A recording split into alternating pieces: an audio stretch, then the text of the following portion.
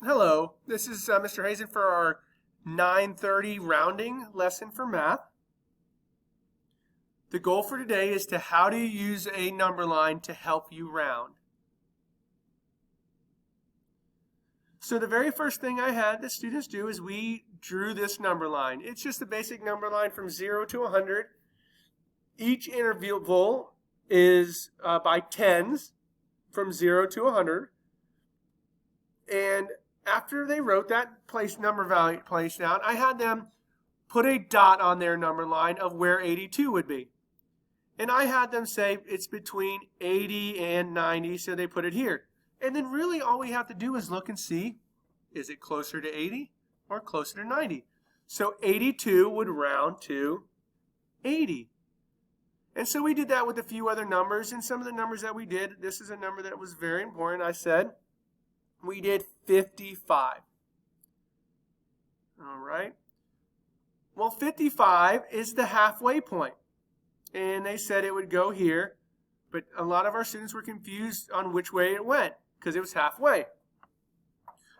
Well, I gave them after that is a way what we're going to start working on tomorrow is where we have underline the place value that's going to be changed, which is the tens place. Circle the number behind it. We call that the bossy number. And they do this saying 4 or less, let it rest. 5 or more, add one more.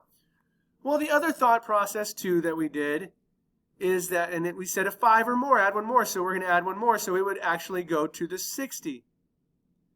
The other way we discussed it is that I drew a little example of the roller coaster, so we said 50, 51, 52, 53, 54, and any number that's a 4 or less, let it rest, it goes back down to the 50. But if it gets all the way to the halfway, the 50, it can't go backwards. It's going to go forward to the 60.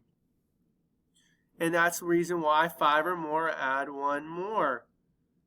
And it's closer to the 60. And so it would be, the answer to that question would be 55. Hold on. Rounds. Oh, geez.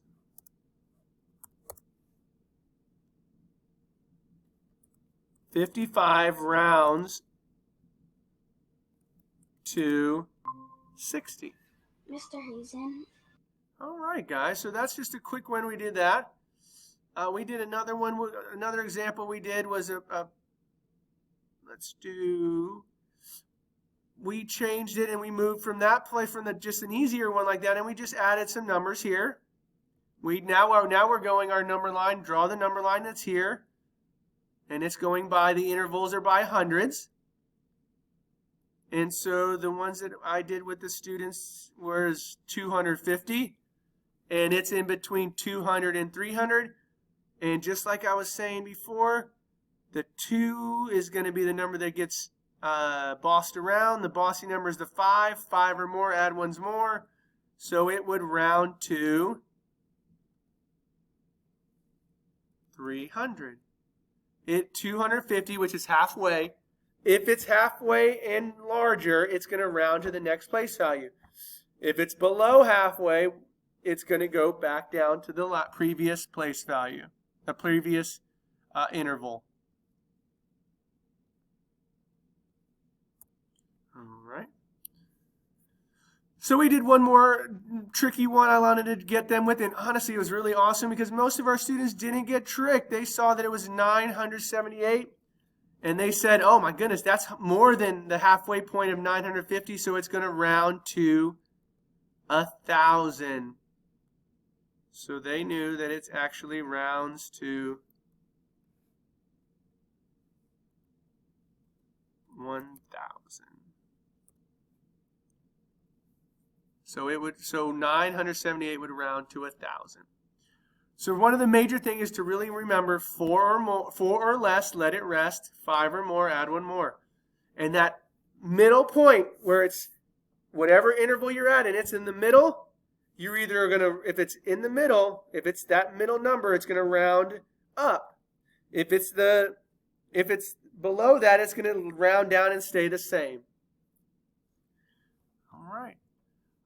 There we go for today's lesson. Oh, actually, no. We're going to do one more. And the last thing we do before we stop is to do the number line of the thousands. Same thing.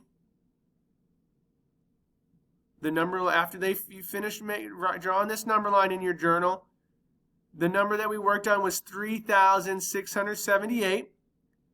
And that's in between the 3,000 and 4,000. So it's either going to round down to 3,000 or round up to 4,000. So we do our, there's the number that's going to be bossed around. That's our bossy number.